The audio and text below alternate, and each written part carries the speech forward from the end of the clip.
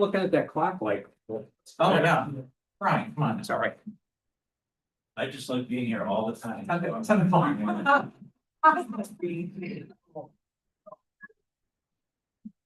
Well, we love him.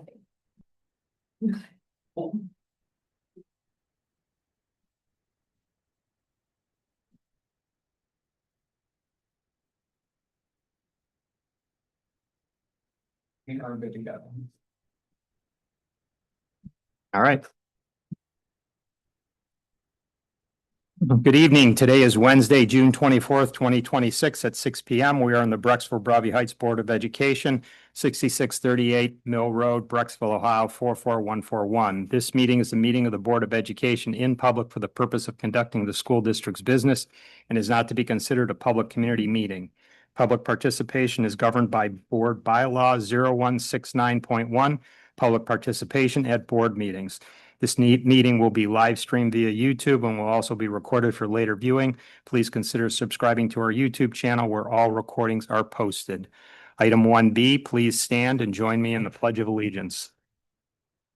I pledge allegiance to the flag of the United States of America and to the republic for which it stands, one nation, under God, indivisible, with liberty and justice for all.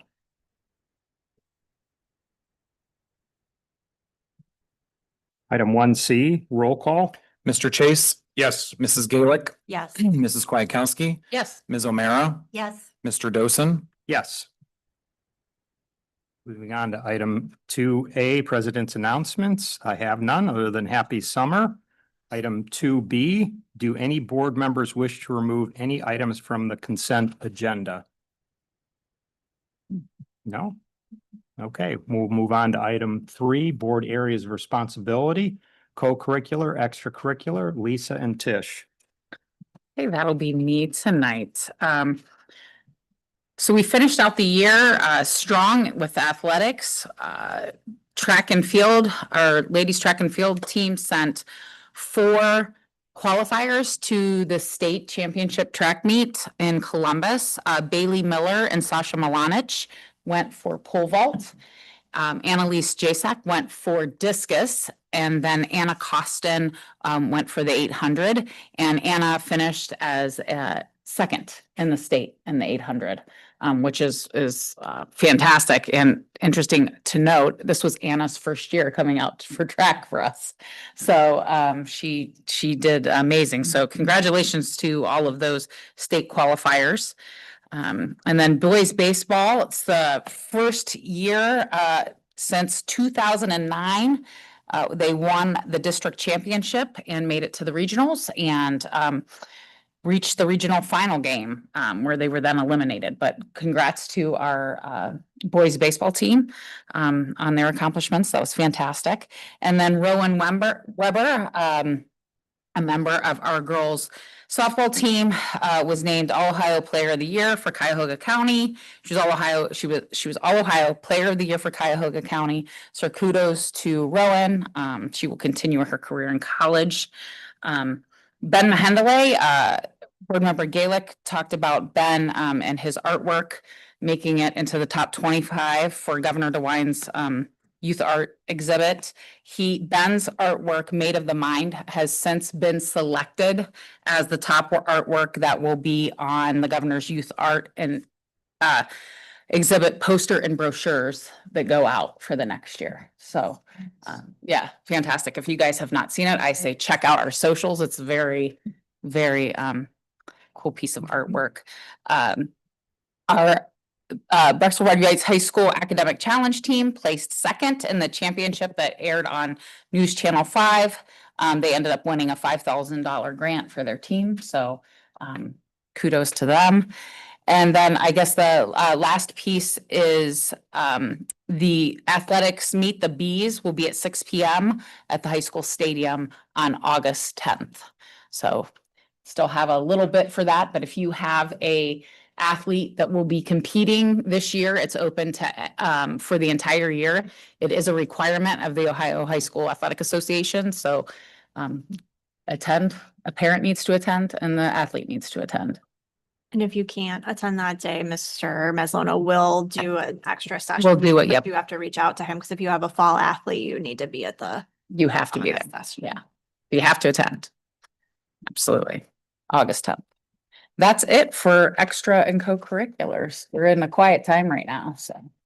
Okay, well, next topic is curriculum, so it's back to you.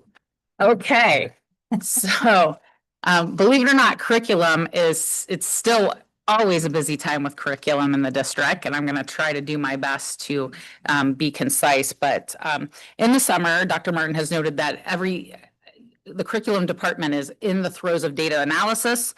Student data is being populated into the secure data center with the state. Some trends have been identified for BBH, and we are trending in the right direction, which is positive.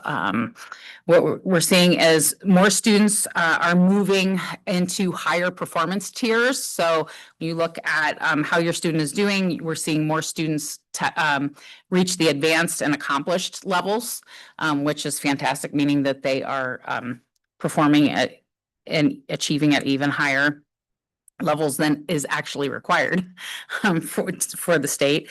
We are narrowing the achievement gap for our English language learners, that population of students. And then we've noticed that there's trends. We've seen increases in 5th grade math, 6th grade math and English language arts, 3rd grade math and English language arts. And sorry, I got to pull up my phone here because I thought I wanted to at least share these percentages. Our high school saw strong gains in their American U.S. history proficiency to basically 96.9. Okay, I'm going to round up, 97% proficient. Biology, 95.4%, and a significant gain in English language arts too, from 86% to 91%. So kudos to our students and our staff. I expect, when Dr. Martin is meeting with everyone to talk about the report card in the fall, that we are going to hear much more information regarding these gains that we're already seeing. And then lastly, I know a lot of people think teachers are just hanging out in the summer and just enjoying time off. But I want to tell you, our BBH teachers are hard at work and engaged in professional development. They are furthering their education to then impact and further strengthen instruction in the classroom. So there are 47 professional learning development sessions that have been approved through the plant committee, and those have occurred or are occurring in this month, and our teachers are hard at work planning for your kids for the fall. That's all I have for curriculum. Great, thanks. Mhm. Cuyahoga Valley Career Center. I reached out to Rachel. She wasn't able to make it today, but she said there wasn't a whole lot to report other than CVCC will be opening more cooking classes and adding a wilderness survival class to the public in the near future. Cool. These are only day classes that can be booked online. So if you ever wanted to get your Bear Grylls on and do wilderness survival, then apparently you'll have an opportunity. It's like something that Martin would take. Oh, Is, hey, maybe you'll lead the class yeah, on your bike. could I add one thing? Sure. BBH students BBH was actually well represented through CVCC's participation in the HOSA Future Health Professional Organization Conference. It was held in Philadelphia, I think, just a couple weeks ago or a week ago. Maddie Zemko, who's in the dental assisting program, is a BBH student. She was elected as Ohio's HOSA state officer, and she helped lead Ohio's delegation at this conference, which kudos to Maddie. That's fantastic. And then BBH also had Melinda Geringer make it to the advanced round 2 for nursing assisting. And Ash Watkins, who just graduated from BBH, made it into international competition for human growth and development. So kudos to those BBH students who also attend CVCC. That's great. Thanks. Moving on to finance, myself. We already had a stellar audit, so everything's quiet right now in finance. Yeah, it's time to start all up again. So nothing new to report. The legislative OSBA liaison, Brad. I have nothing specific to highlight this month unless there's something that Jeff or Craig want to pull up in front of the board or other board members want to bring to the attention, but Okay. Permanent, Usually not good right now, so it's the end of the legislative year for them, so it'll be interesting to see what happens during lame duck. So we're watching it closely. permanent improvement facilities, Brad and myself. yeah, so I mean, there's a lot going on. The superintendent's email that came out last week sort of highlighted a lot of the projects that are going on and that we've talked about and approved over the last couple of months. So I would encourage people to, come up to campus if they're interested, or there were some pictures in the email as well if you're interested in the projects. Should be a lot of great progress and improvements for the fall for our students and for the community, which I think is yeah, it's a good thing. And then just that you and I took a tour of the middle school facilities last month. We'll be taking a tour of the high school and stadium facilities to look at some of the forthcoming permanent improvement projects that will be coming. Right. And it is interesting because the tour of the building, while it's very well maintained, it certainly, is an older building that has areas that, could use some freshening up and improvement, but there is a priority that goes on with dollars on where you put the dollars. And so Brian and his team do a great job in figuring out how to sequence those projects and which projects will have the most impact on students and staff and people in general. So so we'll go on to the high school next month. I just want to take a quick second to thank Brian publicly for the work that he's doing and has been doing, but especially now during this time with managing the amount of contractors that are on site, holding them accountable to the job that they're supposed to do. He has a background in it, so he's able to see it a lot better than some. But even the other morning, just a short story, I come walking in the office and there's like somebody lost their boots out in front of the door, like somebody's mud covered boots out in front of the door. And I come in and Brian's in different shoes and he says, yeah, those are mine. He was out slogging through the mud to make sure the retention pond was working and the plunge pool and all of that. So just the work he's going above and beyond right now. Appreciate the extra effort. So thank you, Brian. Thank you. Busy summer. PSO, Lisa. I don't have any update for PSO. They're kind of just wrapping up the previous year and then gearing up for the next year. So I'll have an update when school starts again. Great. Safety, Lisa and Ava. Nothing to report right now. I'm sure everything's percolating for the beginning of the school year, so we'll have something to report at that time. Very good. Schools Foundation, Tish. Just a short update. The Schools Foundation is very excited about the grant applications that they have received from staff. They are always impressed with our teachers and their innovative ideas for using the grant dollars that they fundraise for. So come later. Very good. Sustainability, Brad and Ava.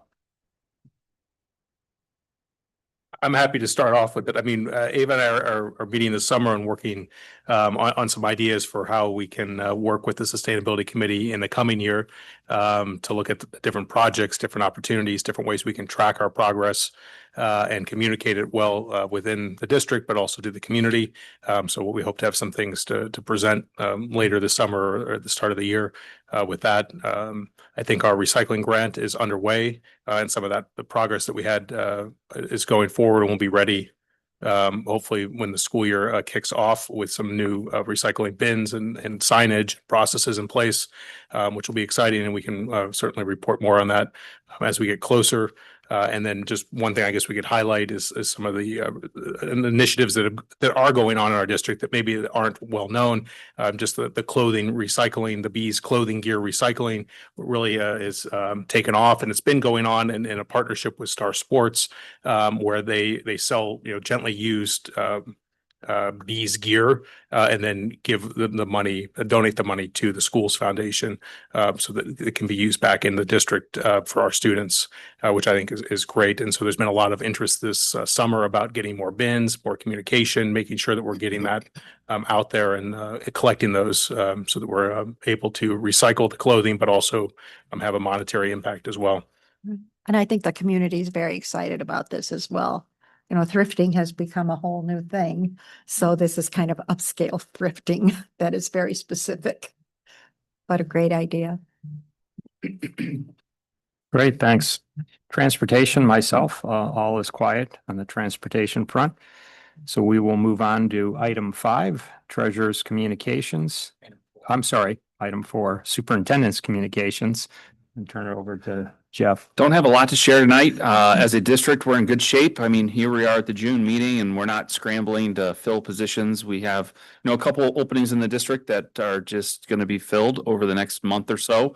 I would make the board aware that we are trying to hire another staff member for a unit that we wanted to create at elementary. So we may or may not need to have a special meeting before July 10th, but I just want to put that on your radar, that if I'd reach out to you and say, hey, we need to pull together for a quick meeting for a hire before July 10th, we may need to do that, but we're working hard. Cassie and her team and Brian are, we've had a posting out there. We're looking for a very specific employee to fill that position because it is very important that their skill set matches what our needs are. So that's the only one that's kind of floating out there right now. Other than that, we're ready to roll. We're always looking for bus drivers, always looking for custodians, always looking for aides. So those that want to join our ranks or do some good things in our buildings, there's always opportunity available. But as far as our certified side, we're in great shape. So thank you. And just from a bus driver standpoint, how are we tracking? I know it's June, but in terms of retirements and replacing those who retired and pipelines and just the general state of the bus driver pool, has it improved at all? Mr. Wyckoff, would you like to answer that question? Staying consistent. Okay, At a retirement this year, we did have somebody ready to go to fill the seat. Got a couple subs that we have going. A couple of our retirees will come back and help out when we need them to help out. But yeah, we're still looking. great, thanks. Okay, item 5, treasurer communications. Turn it over to Craig. Sure. So today we have a new report. Yay. So it kind of captures, let's see how I figured I'd use this one. Oopsies. I guess I probably could have actually just done this. So hopefully more consistent from meeting to meeting in terms of just kind of some high level summary items. So this is always at the end of the month of May. We finished with the cash balance in the month for 24.4 million, 151 days of cash, brought in 786,000 and spent $4.5 million. So that's normal for us. We typically deficit spend except when we get our taxes, our tax revenues in. And then this is kind of the overall summary of the cash position and liquidity to kind of see where we started throughout the year and then figuring out where we're going to end, which would be right around the $19-20 million mark. Again, kind of just talking a little bit about where everything was. You'll notice that the highlight of property tax allocation, we last year got that in May. This year we got it in April, which is why the month over month from last year is different by $2.1 million. It's just a timing issue. And a lot of the other items are also timing issues as well as we kind of close out the fiscal year. So on the revenue side, this is comparing May of the current year to the May of the prior year at the top with the graph. And then you can see the details of each of those line items that are kind of highlighted of where the discrepancies are. So again, nothing to be alarmed about. This has been very consistent with where we've been trending throughout the year. And then below it is where we are from a fiscal year to date, prior year fiscal date to date, and then current fiscal year to date, just to show the difference in terms of the revenue categories that we have. So it kind of highlights all the major areas where you see the largest variances from one fiscal year to the next. Same thing on the expenditure side. We kind of highlight all of the different line items of the forecast. Let me make this one more bigger. So personal services, as you see, is obviously our largest expense, followed by employee retirements and insurance benefits. You will see that both of those are trending up much higher than they were the year before. But again, somewhat of that is normal, unfortunately, but it is. Purchase services at the time were trending a little bit lower than they were the previous year. And the same thing with supplies. So then that is, again, just the comparisons and the more granular details that you can see as well. Then as we compare this to the forecast, we can look at our current projections and our financial forecast to see where we would land. Total expenditures are technically within less than 1% of a total variance. Again, you can see the differences of the current and the actual last financial forecast that we had in February. This was not updated for our meeting we had in June. So this is again just as of the February official forecast that the district filed. And then those are just some of the other variances that we see. The largest variances that you see, I was able to pull some historical data to show that an average of fiscal 23, 24, 25 is in that kind of like middle-ish column. And then we can see where we are on the actual side of things. And granted, those salaries are obviously trending up due to the negotiated agreements that we have in place. But when we look at each of the month to see where we were with some of those, that these are the actual granular object levels that we track in the financial system. So 111s are regular salaries for certified staff and 141s are regular salaries for classified staff. So on the expenditure side, those are the top areas where we see the largest variances throughout. And then on the revenue side, it does the same thing. You can see that property taxes, last year we had a small payment for 22,000. Regular day is our kindergarten tuition that we charge on the R1211. Miscellaneous tuition from patrons, that's actually our preschool tuition account. And then transportation fees is $13.90, and then interest and investments is $14.10, which is how we track those. But it's kind of cool to see how it tracked compared to our historical average. For instance, like the interest on investments makes perfect sense because we've seen that interest rate climate decrease. Although it's holding steady now, but that is why that number historically the past couple of years has been higher than what it is today. And then that's the traditional same thing that we've it's using a lot of this data plus some other historical data to kind of pull all this together into a cleaner report. But just for consistency, that is where we are at the end of May. Any questions?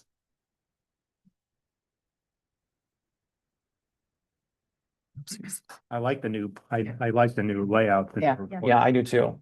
And it'll be more consistent, like I said, because coming from putting the same data into Gamma, just every month was a little bit different. And this will be a much more consistent way to compare month to month. So that was good.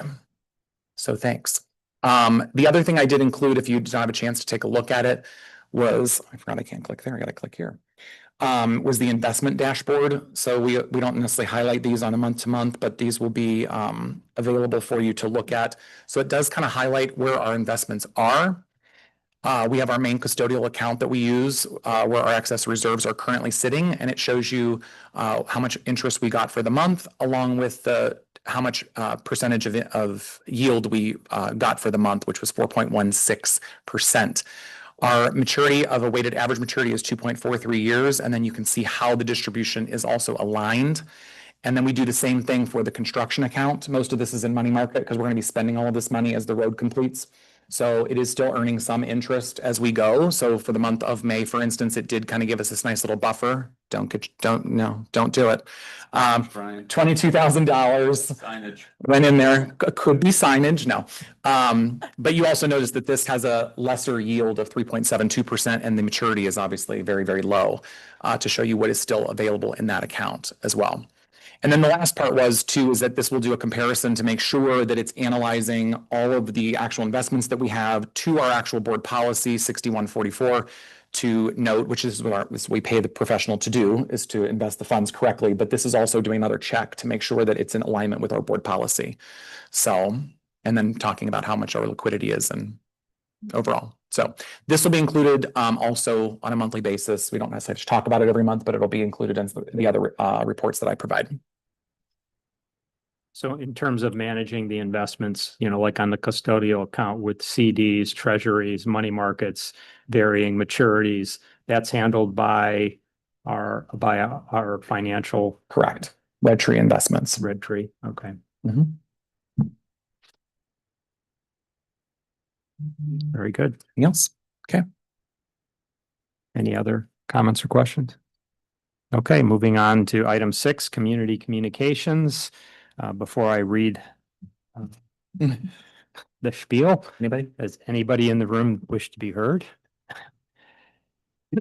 Nobody does, so we will move over item 6 and move on to item 7's consent agenda. Item 7A, resolve to approve certified personnel recommendations. Item 7B, resolve to approve classified personnel recommendations. Item 7C, resolve to approve supplemental personnel recommendations. Item 7D, resolve to approve the check register and bank reconciliation as attached. Item 7E, resolve to accept donations as presented. Item 7F, resolve to approve the minutes from the May 20th, 2026 regular board meeting and the June 1st, 2026 special board meeting as attached. Item 7G, resolve to approve consent items 7A through 7F. May I have a motion? So moved. All right. So as we bring up the certified staffing here, we have some recommendations, some re-ups on OTES credentialing, some stipends for our teachers who work with student teachers throughout the year. So those are being paid by the universities. We do have one resignation. She was a rehire for us and helping us in a part-time position. That position we have increased to a full-time position, and in her retirement is not interested in the full-time position. So she has resigned.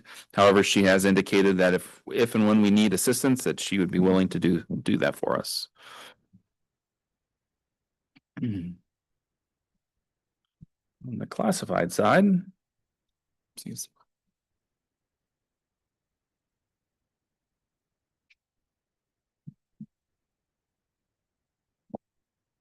So we have some recommendations here for special ed assistants. We have some custodial and maintenance workers, summer help that provide a lot of extra hands. All listed on here.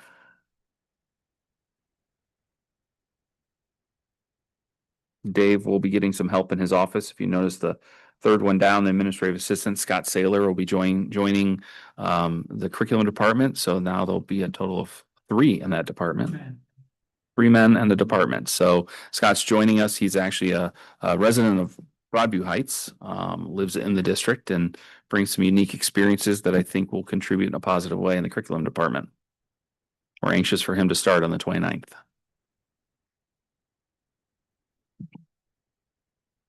I'm sorry, we have one retirement on here. Leslie Lobby, who is our EMIS coordinator as well as our registrar, is retiring. We are sad to see her go. She's going on August 31st. She will leave us in a good spot and get the year kicked off. And but I've known Leslie for a long time. When I was an entry year teacher in the 2000-2001 school year, she was a building secretary in the same district, and we knew each other back then. Then I showed up here and I go, I know you, Leslie. So she does a great job. We will be sad to see her go, but we wish her all the best in retirement. Supplementals, just gearing up for fall. As you can see here, most of these are, if not all, completely for fall, as well as volunteer for speech and debate.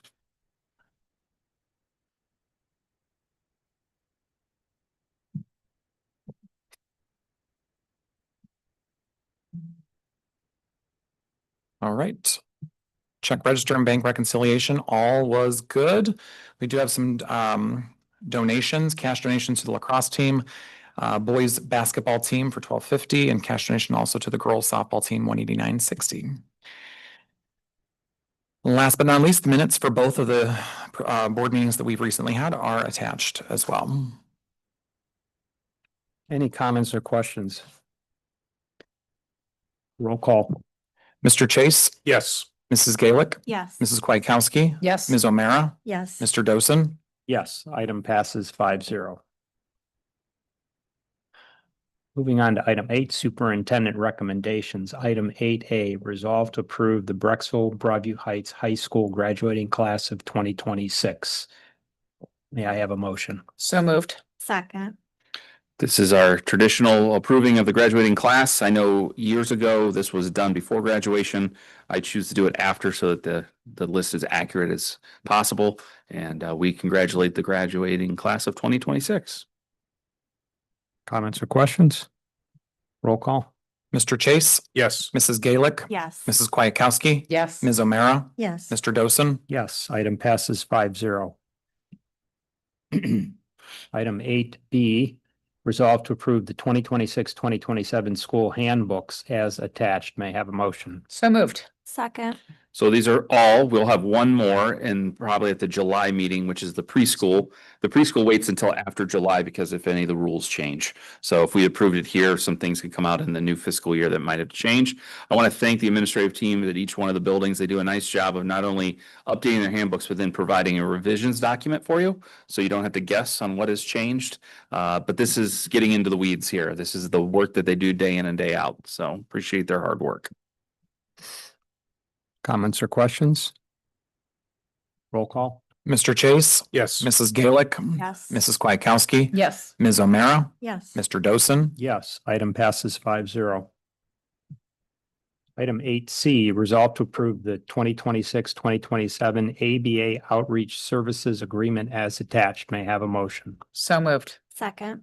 This one and many others underneath this are yearly contracts or renewals coming out of our People Services Department, typically in the area of specialized services for students with special needs. Many of these decisions or placements are a IEP team decision. So this isn't just, one person make a determination of the services provided. It is required by their IEP and they do change from time to time, but many of these are repeats and continued placements for some of our students and services that are provided. Comments or questions? Roll call.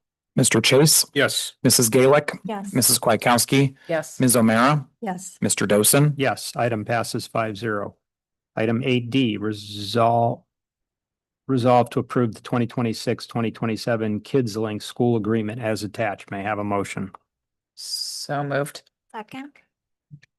Just a continuation of a student's tuition for an outplacement.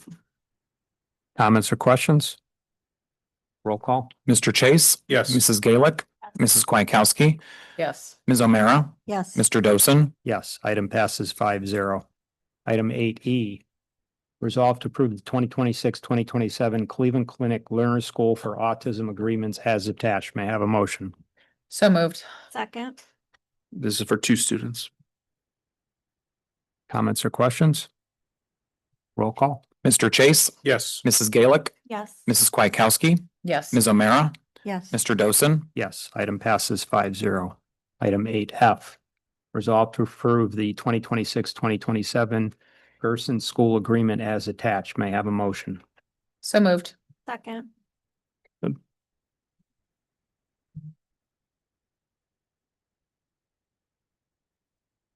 Any comments or questions? Roll call. Mr. Chase, Yes. Mrs. Gaelick, Yes. Mrs. Kwiatkowski, Yes. Ms. O'Meara, Yes. Mr. Dosen, Yes, item passes 5-0. Item 8G, resolve to approve the 2020. Resolve to approve the 2026-2027 Adult Day Transition Services Agreement as attached. May I have a motion? So moved. Second. Is there, Jeff, on this, so Mhm. Adult Day Transition Services, is there something different about this agreement? No, this is a continuation. This has been a contractor we have used in the past just to help with transition services for our students. Comments or questions? Roll call. Mr. Chase, Yes. Mrs. Gaelick, Yes. Mrs. Kwiatkowski, Yes. Ms. O'Meara, Yes. Mr. Dosen, Yes, item passes 5-0. Item 8H, resolve to approve the 2026-2027 United Cerebral Palsy Agreement as attached. May I have a motion? So moved. Second. Again, specialized services for a few of our students. Comments or questions? Roll call. Mr. Chase, Yes. Mrs. Gaelick, Yes. Mrs. Kwiatkowski, Yes. Ms. O'Meara, Yes. Mr. Dosen, Yes, item passes 5-0. Item 8I, resolve to approve the step placement memorandum of understanding between the Brecksville Broadview Heights Organization of Support Staff and the Brecksville Broadview Heights Board of Education as attached. May I have a motion? So moved. Second. This MOU was just necessary to correct a step placement for a current employee. Comments or questions? Roll call. Mr. Chase, Yes. Mrs. Gaelick, Yes. Mrs. Kwiatkowski, Yes. Ms. O'Meara, Yes. Mr. Dosen, Yes, item passes 5-0. Item 8J, resolve to approve the high school track and field team trip proposal as attached. May I have a motion? So moved. Second. So retroactive action just for the state championship track meet in Columbus. Comments or questions? Roll call. Mr. Chase, Yes. Mrs. Gaelick, Yes. Mrs. Kwiatkowski, Yes. Ms. O'Meara, Yes. Mr. Dosen, Yes, item passes 5-0. Item 8K, resolve to approve the high school cross-country team trip proposal as attached. May I have a motion? So moved. Second. This is a trip that they've been taking since 2002. And one that they dearly enjoy, and it's great team bonding, chemistry, and conditioning prior to the official start. My kids went on this trip. Comments or questions? Roll call. Mr. Chase, Abstain. Mrs. Gaelick, Yes. Ms. Kwiatkowski, Yes. Ms. O'Meara, Yes. Mr. Dosen, Yes, item passes 4-0 with one abstention. Item 8L, resolve to approve the administrative personnel guidelines as attached. May I have a motion? So moved. Second. With the changes with Kappa, that's what the changes are here in this administrative personnel guidelines, changing from Kappa coordinator to the student behavior wellness and prevention services supervisor, Megan Bolton. Comments or questions? So it's just a title change, but Megan is still working with Cap. Yes, yep. This is just updating our administrative personnel guidelines and the job listing in there. Any other comments or questions? Roll call. Mr. Chase, Yes. Mrs. Gaelick, Yes. Mrs. Kwiatkowski, Yes. Ms. O'Meara, Yes. Mr. Dosen, Yes, item passes 5-0. Item 8M, resolve to approve the UniFirst agreement as attached. May I have a motion? So moved. Second. Just an agreement for many of our custodial maintenance items that are used. Comments or questions? Roll call. Mr. Chase, Yes. Mrs. Gaelick, Yes. Mrs. Kwiatkowski, Yes. Ms. O'Meara, Yes. Mr. Dosen, Yes, item passes 5-0. Item 8N, resolve to approve the Gateway Performance Tour Agreement as attached. May I have a motion? So moved. Second. This is the contract that we will be entering into to begin planning for the trip to New York City in 2027. And I think it does say marching band, and I do believe it's the orchestra. It's the orchestra. So I we was will. like, oh, is my kid going to New York? I'm like, no, just orchestra. So I appreciate that. It's sometimes I think in communications from the building to central office, and Steve is doing it, and sometimes people just assume it's marching band, but they forget there's the orchestra part. So we'll make sure that description is correct. Comments or questions? Roll call. Mr. Chase, Yes. Mrs. Gaelick, Yes. Mrs. Kwiatkowski, Yes. Ms. O'Meara, Mr. Dosen, Yes, item passes 5-0. Item 8O, resolve to approve the City of Broadview Heights School Resource Officer MOU as attached. May I have a motion? So moved. Second. This was a 3-year agreement. Is just renewing it. There aren't any changes with it, but this is for the Broadview Heights SRO program, and we'll be doing another one for Brecksville here shortly. Comments or questions? I know it's in the contract, but can you explain how we share funding basically for this position with the city? are you tapping? I'm gonna tap. So they essentially bill us on a monthly basis. We pay for 70% of the total contract and total salaries per their agreement that they have with their unions as well.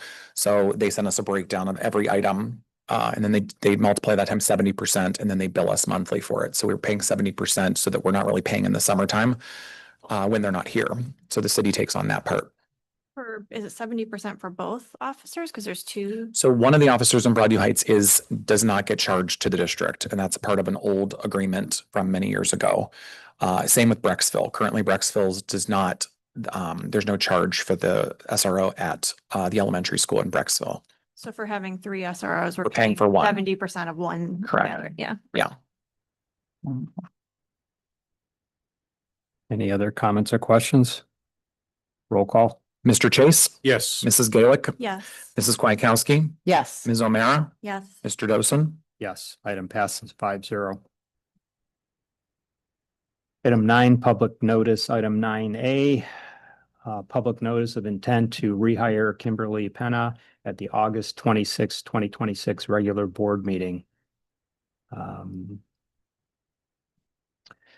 As required by ORC Section 3309.345, the Brecksville Broadview Heights City School District Board of Education hereby gives public notice that Kimberly Penna is retiring as an employee of the board and is seeking reemployment with the board in the same position as a reemployed retiree. The board will hold a public meeting on this issue of Kimberly Penna being reemployed as a retiree on August 26, 2026 at the Board of Education offices located at 6638 Mill Road, Brecksville. So this is a requirement that we have to do anytime that we're rehiring a retiree. Kim is retiring. She is the same position, different location. She's retiring from the elementary building when she comes back as a retiree hire and a 50% FTE at the high school to help service a few students there. She has the experience and the expertise, and to find a half-time special ed teacher is very difficult because we would hire one and then they'll get a full-time job before school starts. We do the process again. So this is an instance where we can use a retiree hire. Obviously benefits the individual who's retiring, but it even benefits the district probably even more because we're able to bring in a very experienced, knowledgeable staff member that is willing to do part-time for us. So Kim will be coming back to help us out at the high school in the fall. She's an excellent employee, I know. Agreed. Is that your building? Okay. Moving on to item 10, treasurer's recommendations. Item 10A, resolve to approve the Asset Control Solutions ACS agreement as attached. May I have a motion? So moved. Second. So this will be a full physical inventory of all the district property and assets over the summer. Apparently most of all of the companies, right, Rachel, are no longer doing this work. So we've typically used industrial appraisers historically in our district, and that is no longer a viable option. So schools are trying to find places that'll do this work. It is something that should be done on a regular basis. We've not done one for the past several years, about 4 years, I think, right now. So it's time to do one. And this cost actually is a little bit less than I think what we paid in 2022 was the last contract, I think, or 2020. But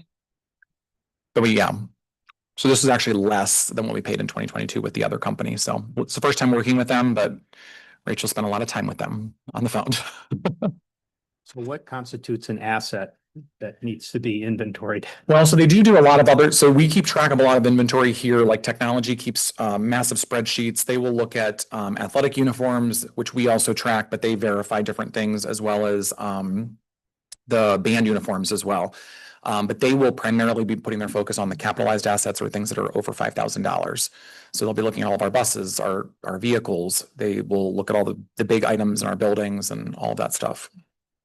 And is the objective of this to be in compliance with state or federal regulation, or just for us to have a good sense of what our assets are? No, so it's a combination of both. It's a part of GASB 34 on the compliance side. But there's also some federal compliance in terms of if we have any district assets that were purchased with federal funds, that are requirements. There's a lot of requirements that it kind of still hits in different areas of state, federal, and then the GAP side of things. Okay. For GAP reporting. So if we haven't done one of these for 3 or 4 years, is the requirement timing like every 5 years or? So the federal side says between 2 and 3 years. So we're just a little outside of that, but it's not really like they know that schools, there's a lot of leeway right now because schools can't find people to do the work because there's just so many schools that need to do it and there's just not enough people because both valuation engineers also close their doors. So this may be the only company right now. The Ohio Schools Council has been trying to for over a year, I think, to put their own program together to train somebody that can do this work, and they have been unsuccessful. So we're like, we need to just get it done. So that's kind of where we're at now. Okay. So do we utilize it to compare? I mean, are you looking at the last time the assets were? It will be a reconciliation, which Rachel's looking forward to. Yeah. Because all of our large assets should be, in this time, we've also moved all of this stuff from like a spreadsheet system that we used after we would get these valuations done and the capital assets inventory done. We would keep it in a spreadsheet format, which was not great. And we transitioned that. That was part of what Leonard's work was he moved everything into eFinance. So now we also have better control over it with eFinance because all of these large purchases are all tracked through through operations, as Rachel puts in the POs, all that information automatically gets flagged and the asset gets kind of like flagged, and then she goes through and adds them as necessary. So it's still a good idea because we found a couple of discrepancies since she's been digging in with some larger items, which is not horribly uncommon because most of them we've had them so long they're depreciated, so it doesn't make a difference. But we want to get it nice and clean and make sure that it is reflective that our e-finance system also matches what our most recent inventory says. Any other comments or questions? Roll call. Mr. Chase, Yes. Mrs. Gaelick, Yes. Mrs. Kwiatkowski, Yes. Ms. O'Meara, Yes. Mr. Dosen. Yes, item passes 5-0. Item 10B, resolve to approve the Minutemen Retainer Service Agreement as attached. May I have a motion? So moved. Second. So this is a company that we've continued to work with who manages both the TPA side, third-party administrator side, and the managed care side of our workers' compensation. This is just a new agreement to be renewing their services. We've been happy with their services. So it's just a contract renewal. Comments or questions? Roll call. Mr. Chase, Yes. Mrs. Gaelick, Mrs. Kwiatkowski, Yes. Ms. O'Meara, Yes. Mr. Dosen. Yes, item passes 5-0. Item 10C, Why are you not? There we go. resolve to approve van purchasing resolution as attached. May I have a motion? So moved. Second. So this is an after bid resolution. This will secure the 2 student vans that I think they have, right? We'll be getting them soon, a couple weeks. So this will give us 2 more student transportation vans in our fleet. Comments or questions? And then we will have how many vans total? Seven. This will be 7 with these 2. Oh, Yeah, we'll have 7, but one's questionable, so we'll just play that one later. Yeah. The goal is to buy 2. One of them may have to go out of service. So we're at least plus. They get-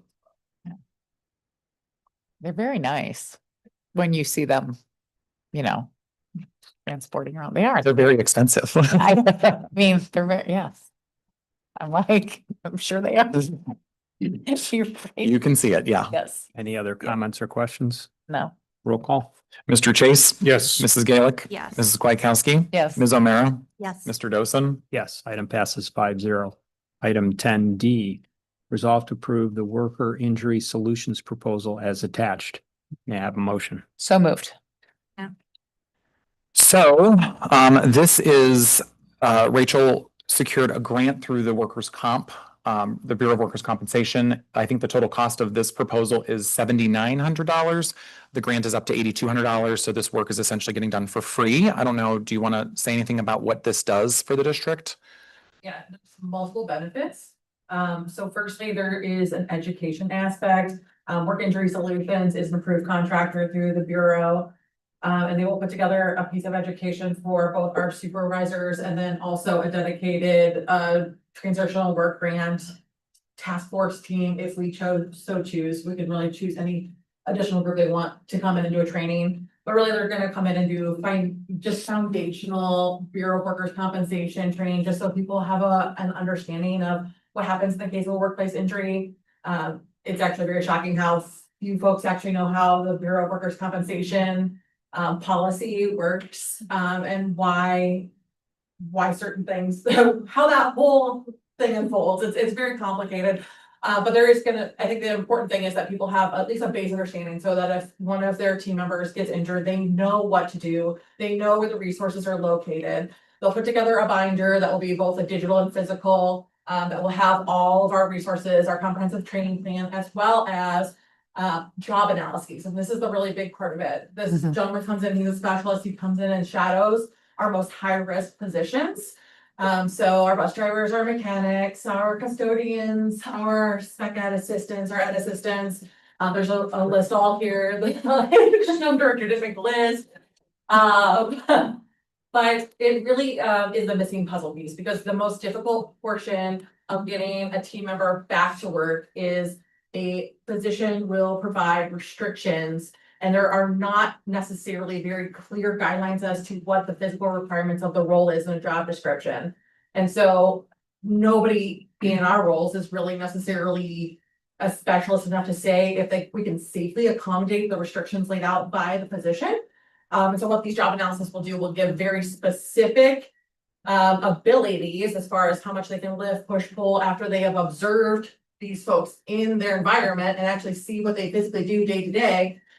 Which will allow us to have a very clear plan as to how to return workers safely to work after they have been cleared to come back on a restricted or light duty status.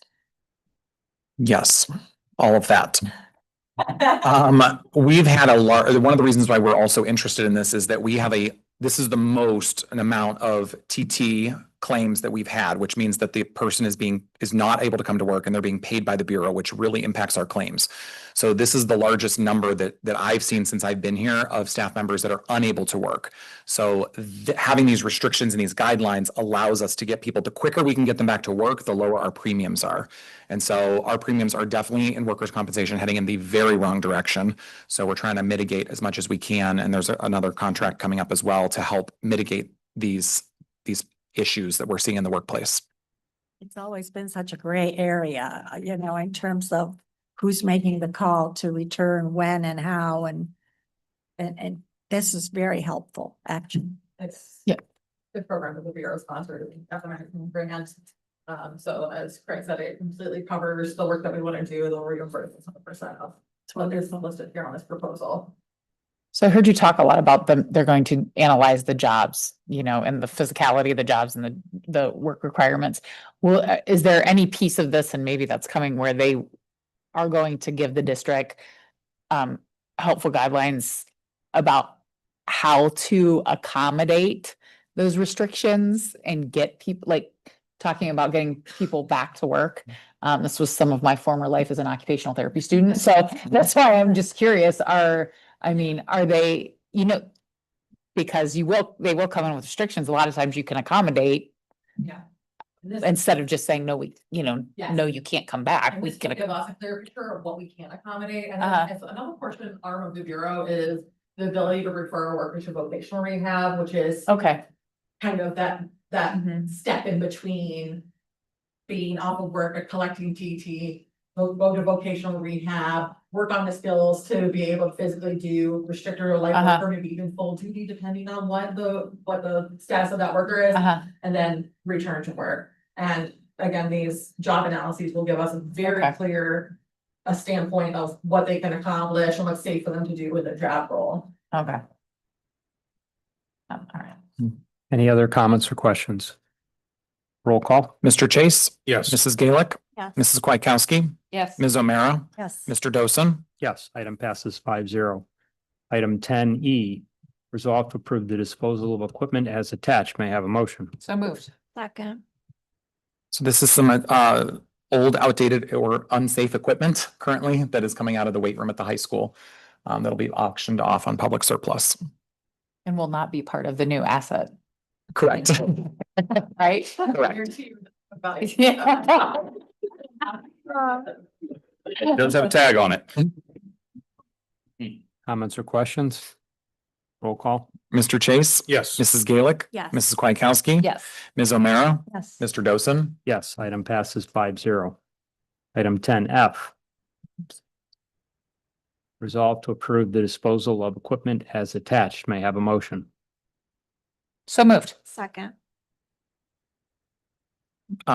This is robotics, old equipment that they're no longer using.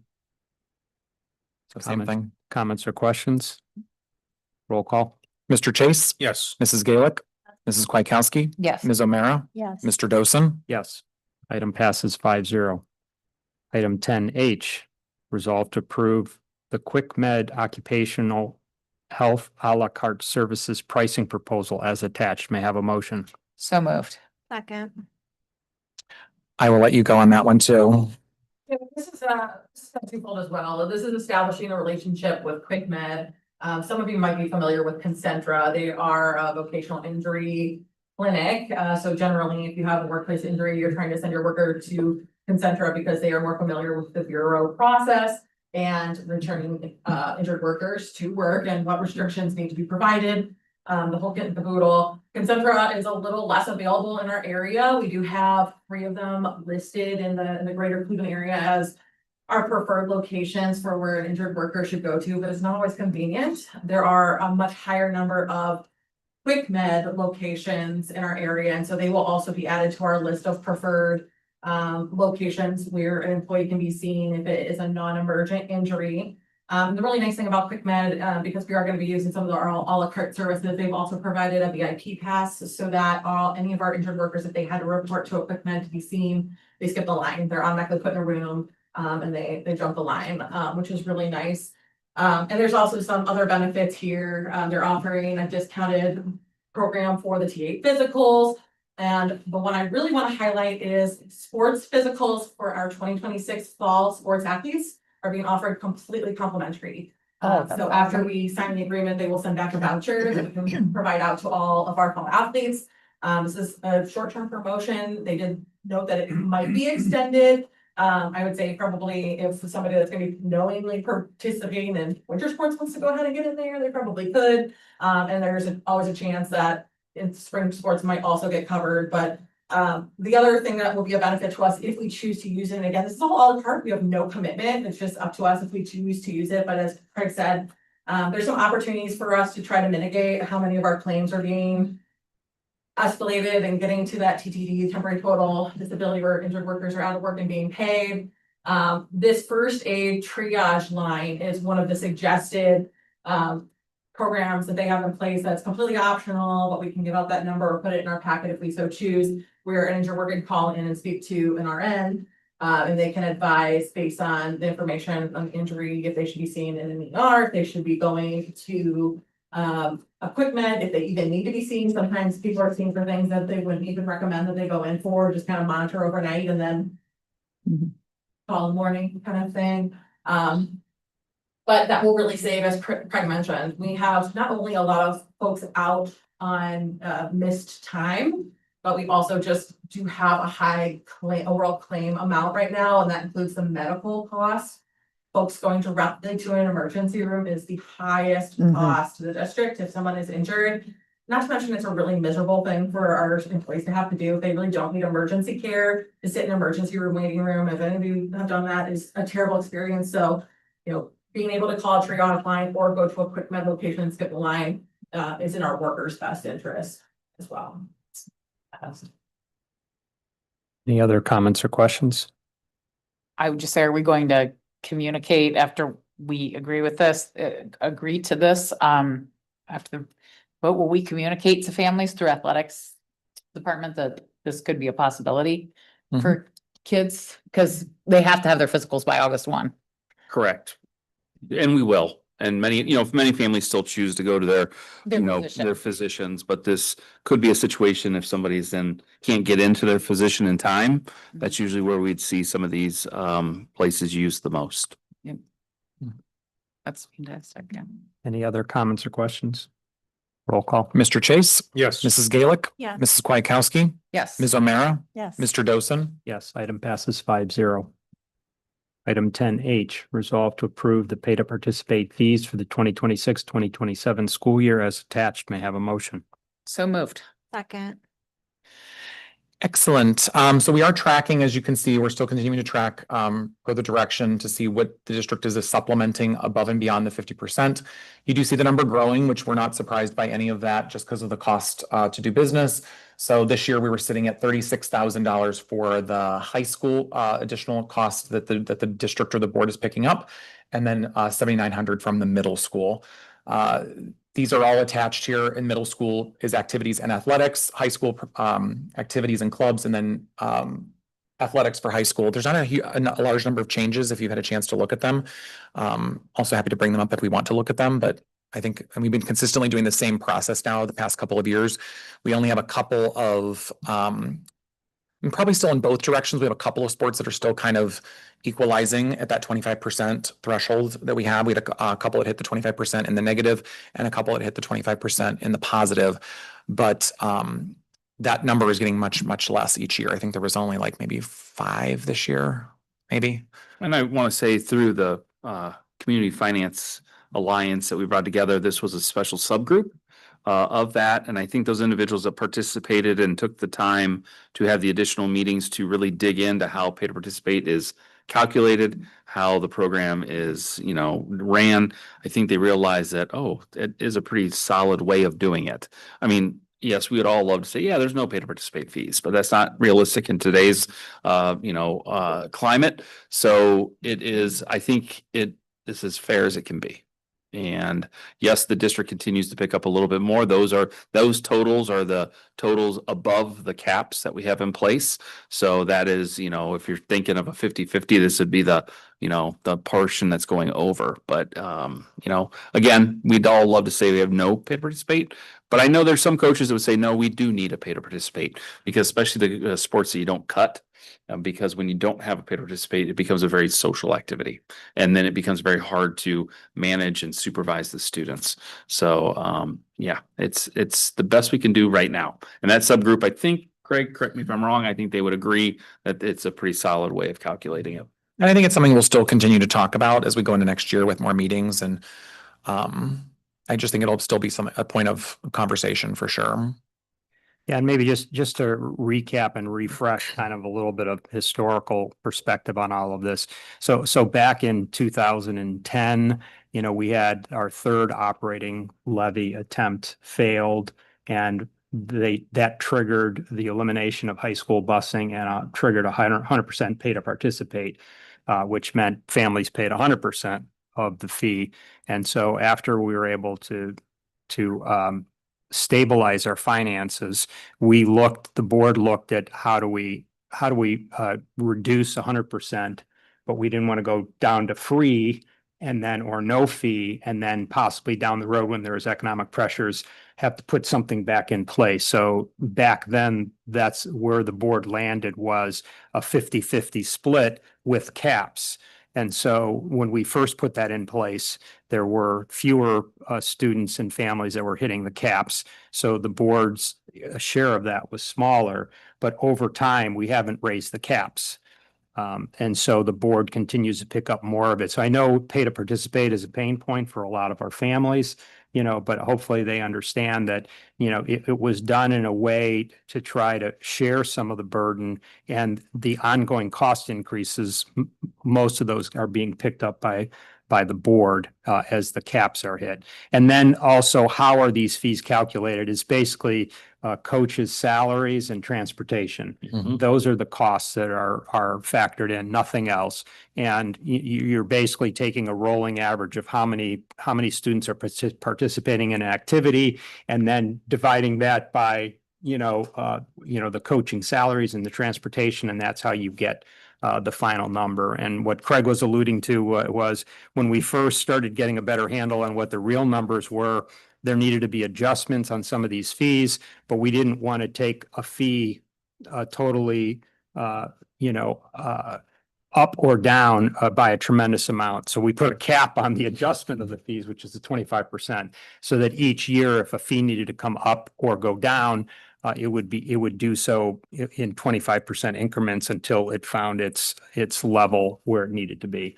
And so that's kind of where we are now. Yeah, and I think that probably even the other reason, which I forgot, was, if you remember, is that last year we made probably hopefully kind of our final adjustment to this, which is really combining the different levels of the sports. So the ninth grade, the JV, the varsity, that was all combined, as well as girls and boys.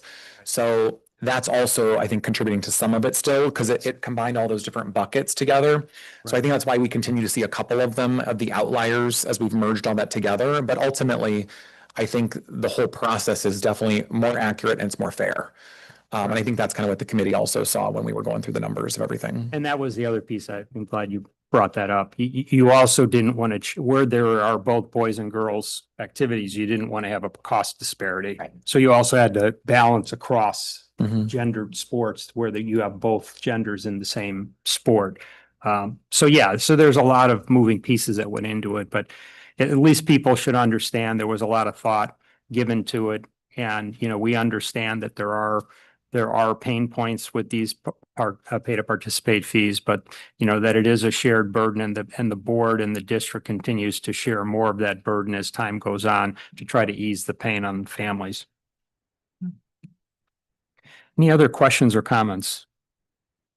Well, The only Okay. thing I'll say is, I mean, this system that we have now has been in place for almost 10 years, right? And I feel like we've had so many conversations about it over the years. It's just, I guess it's telling at this point that this is the system we have, that even all the work, with having like a finance alliance and having board members, community members, like talk about this so much, we still keep coming back to this way of doing things. So I just want people to know a lot of work and conversations actually go into this over the last 10 years, and every single year, we're always thinking about it. We're always looking and trying to figure out how to make it better. And yeah, I think it's just telling that we're still here with the same system, basically. Yeah. A system that uses data to Mhm. drive the outcome. And then we've increased community participation through the finance alliance that you guys have developed. So I appreciate that. To Lisa's point is we keep coming back to it, but we're even coming back to it with more input from stakeholders. Yeah, and it's emotional. When you have to write that check for the paid to participate, it's hitting you at an inopportune time. And it's just like, we don't want to feel like we're nickel and diming families. But some of these things, it's an allocation of resources, and the district has chosen to allocate the resources in the areas that we have. And to wipe these out or to make them drastically lower means resources from another part of the district have to make up for that. Someone who had children who played travel sports and club sports and everything else, what our pay to participate fees are, they're not quite as big as what summer club soccer is right now this summer, or travel baseball and things of that nature. So I think and I'm a little biased, but I think we offer our students a great experience with many of our programs, and we'll try to help students and families whenever we can. There's many times we work with families to make sure that pay to participate fees don't hinder a student from participating. So we are very aware of that and sympathetic to that. And this is the other thing. I know we talked about this in the past. I think families get confused about the pay to participate fee. And then, I know my kids are involved with band, and there's a band boosters fee, and it's Yeah. almost as much as the pay to participate fee. So people get confused. They're like, I don't understand. I already paid the $100 for pay to participate, and now you want $100 for band boost. They're different things. It's different buckets. Like, this is just what the district is collecting. If a booster group is collecting something, if they A want to. specific team is collecting something for, Right. That's totally separate, and For it it. doesn't come to the district to pay for coaching and transportation. Those are. Yeah, Mr. Dosen said it perfectly. Pay to participate is coaches and buses. Yep. Coaches and buses. All those other things that the same individuals that are concerned about the cost of pay to participate are the same individuals that want those other things, those other special experiences that go along with it. And it's not that it's wrong, it's just we are contributing to that. And it's not necessarily the district that's creating some of those. It's the teams, it's the booster groups that are all doing wonderful things for students. But that's where it comes to the nickel and diming, and we have been working with our coaches very heavily in making sure that they clearly communicate whenever they're fundraising, what are you fundraising and what is it for? And what is it going to pay for, and why are you doing it? And if the coach cannot explain that, then they shouldn't be doing it. So they need to be clear. And when there's requests throughout the season or throughout the year for additional funds from parents, there needs to be a clear communication as to what are those dollars being requested for. So we continue to work with our coaches on that. But sometimes our coaches find themselves in a sticky situation because it's the booster group or it's the families who want to do something very special on senior night, for example. The coach doesn't, that's not necessarily their first wish to do that, but they want to support the families that want to do that. But then it increased the costs in areas. And it doesn't seem like a lot of time for a $10, $15, $20 shirt or $50 sweatshirt or, ribbon for hair, and all those type of things, but they all add up. And we just have to continue to clearly communicate who is paying for what and where is it coming from. So the Community Finance Alliance, they took the time to learn and they took the time to understand where these numbers are coming from. And they look at it and say, yeah, that seems pretty good. well, again, another dimension is that, we've been fortunate as a district that we've not been under financial duress for Mhm. years. When you get under financial duress, we didn't want to have a situation where we look at extracurriculars and say, well, hey, here's $300,000-400,000 that we can save by just pushing it all back onto the families. We wanted to strike a balance, and not have it like, well, it's just $20 for anything you want to do. Right, because then when you get in financial duress and you're like, well, there's hundreds of thousands of dollars there that's going into that, and that has to be looked at. The other piece too is that when you go back out to the community and the voters for operating funds, a lot of people grew up with pay to participate fees, and they'd be like, wait a minute, if you dropped it down to something incredibly low, there are a number of older people in the community to be like, well, why are we paying for that? I don't want my money to go to that. Right. When my kids went through it, I had to pay. So, there's balance in all of it. And I think, Lisa, to your point, this topic comes up, as families and their children matriculate through the system, then new ones come in and like, what's this pay to participate? And you go through it. But at the end of the day, I've never had anybody come to us with a alternate recommendation. Other than if somebody wants to say, well, they should be lower. Well, okay, once you understand all of it, right, and you understand all of these elements of it, what are you going to do when you get into financial duress? How do you deal with that with an operating levy? How do you explain it to the public? Why, participation is really low or whatever? It just, it's where we're at. It's kind of stood the test of time with why do we have this? And for people who want to spend the time and get the backstory and understand how did we get to where we're at, and why do we continue with it? It tends to make sense. Well, this, along with the retiree hire and consolidation of buildings and things like that, are the actions that this board and the boards prior and the administrations prior put into place to make sure that we stay as financially stable as possible. But and it ultimately gets to a point, the way that schools are funded, that we're going to have to ask for more resources. But it's things like this pay to participate, choosing to retiree hire on a half position rather than hiring a full position to fill it when we only need a half. Those are decisions that we continually, as an administrative team and district management, want to make sure we're doing what's in the best interest of our community and using their resources as efficiently as possible. And sometimes it's painful.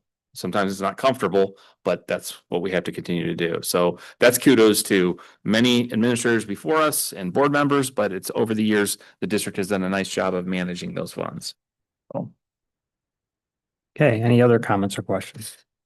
Roll call. Mr. Chase, Yes. Mrs. Gaelick, Yes. Mrs. Kwiatkowski. Yes. Ms. O'Meara, Yes. Mr. Dosen. Yes, item passes 5-0. Item 10I, resolve to approve the change order resolution as attached for tennis court repairs. May I have a motion? So moved. Second. Chakos, would you like to add anything to why we're seeing change orders or what they are and before we go through them all? The construction process behind unforeseen conditions. These change orders are lump sum change orders. There's a lot of small ones that go into them. That any money not used out of these change orders will be returned back to the budget. But this prevents us from having to come with 7 change orders for a single. It's a lump sum change.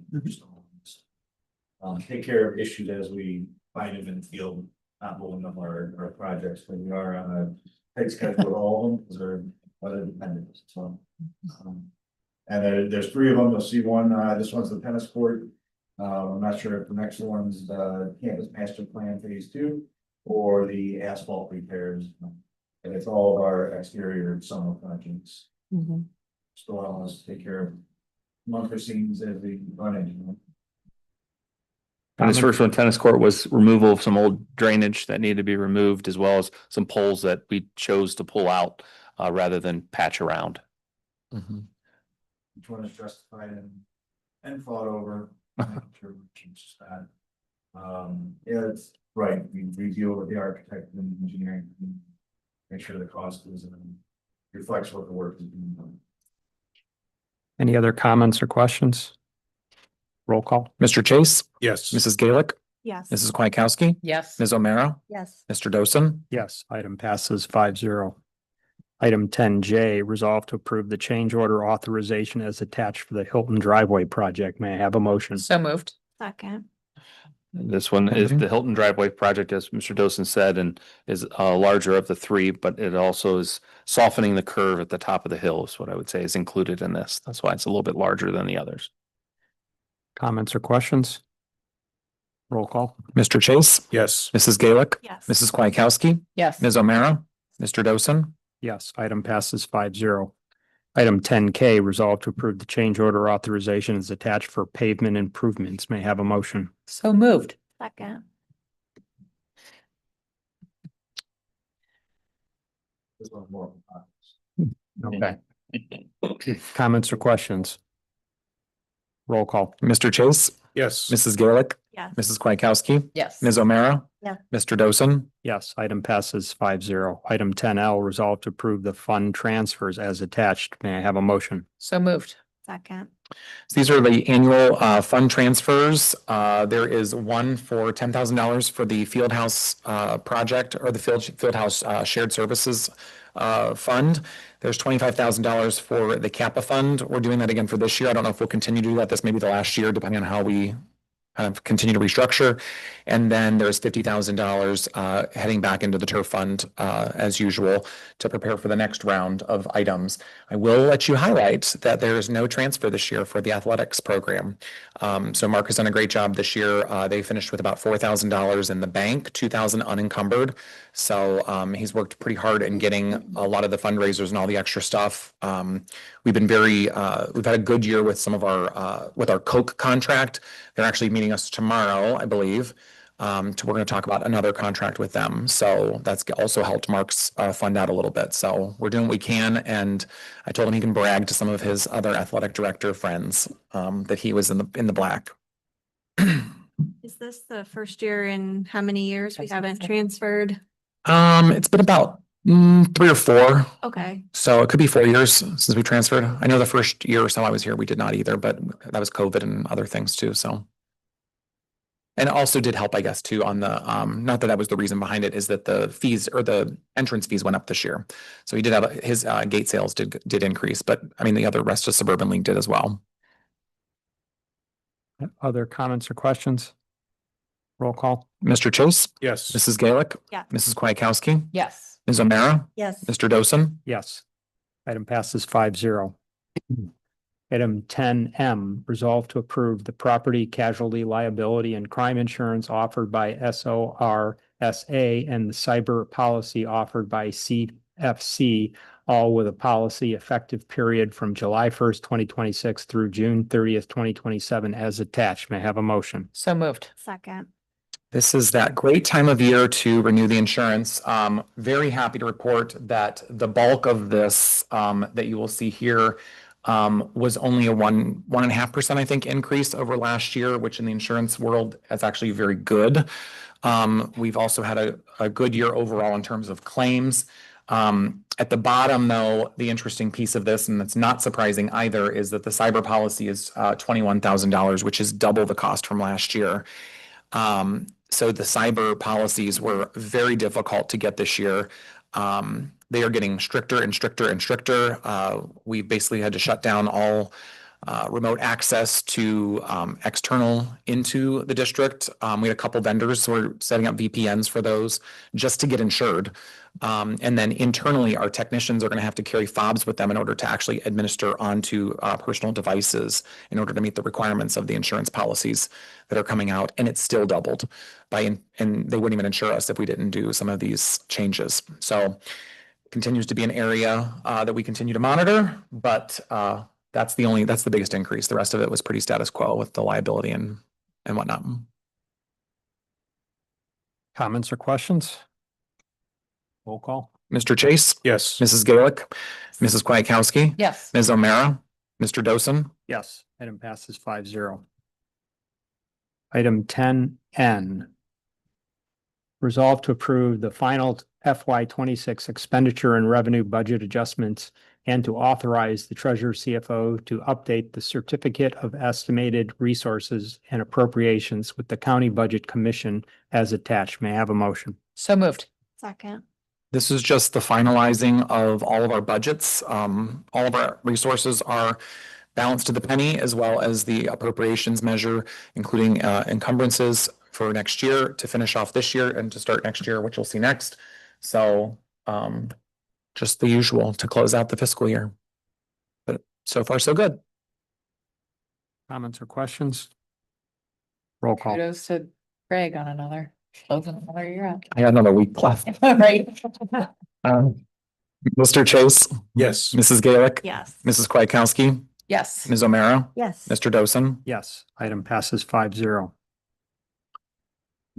Item 10O, resolve to approve the FY 27 Certificate of Estimated Resources and Appropriation.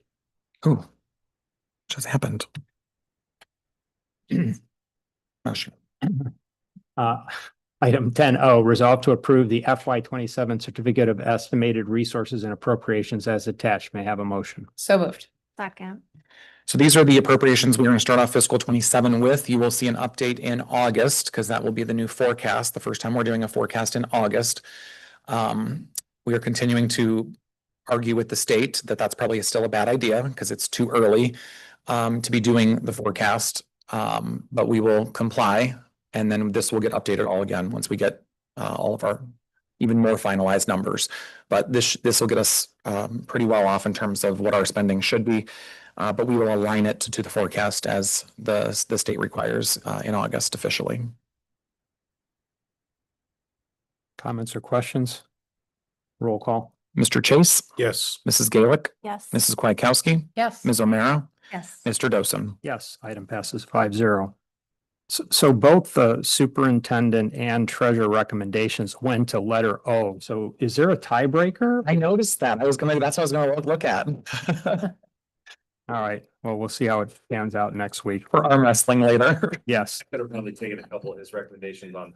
Yeah, I allow him to See that. Vice versa. that's the kind of team we have. We're team players. Competitive, right, Dr. Martin? But who's the competitive one?